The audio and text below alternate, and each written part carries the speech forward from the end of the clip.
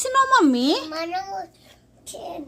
Wow, మీ బేబీకి కూడా పెట్టినవా flowers?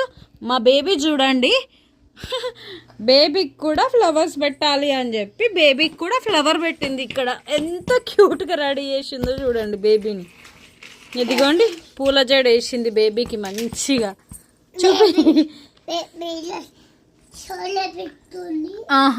ఇదిగో ఎంత క్యూట్గా మొత్తం ఫ్లవర్స్ ఆమె ఎట్లా పెట్టుకుందో వాళ్ళ బేబీకి కూడా మంచిగా పెట్టేసింది అనమాట. పెట్టాలని గొడవ. పూల జడ వేసింది బేబీ.